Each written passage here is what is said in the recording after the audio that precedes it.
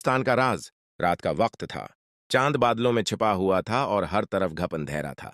शहर के किनारे पर एक पुराना कब्रिस्तान था, जिसके बारे में लोग कहते थे कि वहां रात को अजीब आवाजें आती हैं और अजीब साए नजर आते हैं। वहां का गोरकन रहमत अली एक प्रासरार और खामोश तबीयत का आदमी था और लोग उससे डरते थे। एक रात एक नौजवान लड़का अहमद, जो अपनी बहादुरी के लिए मशहूर था, दोस्तों के चैलेंज पर कब्रिस्तान जाने का इरादा कर बैठा। दोस्तों ने उसे कहा, अगर तो वाकई बहादुर है तो कब्रिस्तान जाकर दिखा।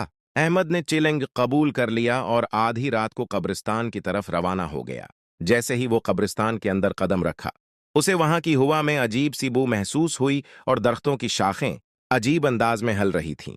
अहमद के दिल में खौफ की एक लहर दौड़ गई, लेकिन वो बहादुरी से आगे बढ़ता गया।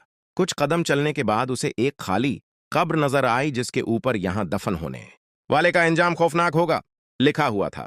अहमद ने नजरअंदाज किया और आगे बढ़ने लगा, मगर अचानक उसे पीछे से कदमों की आवाज सुनाई दी। उसने पलट कर देखा, लेकिन वहां कोई नहीं था।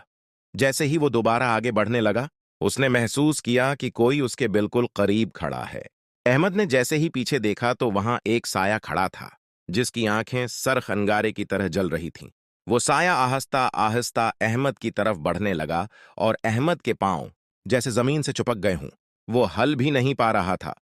साये ने सर्द और गहरी आवाज में कहा, तुम्हें यहां नहीं आना चाहिए था, ये मेरी जगह है। अहमद की आंखों के सामने अंधेरा छाने लगा और उसकी चीखें रात की खामोशी में दब गईं।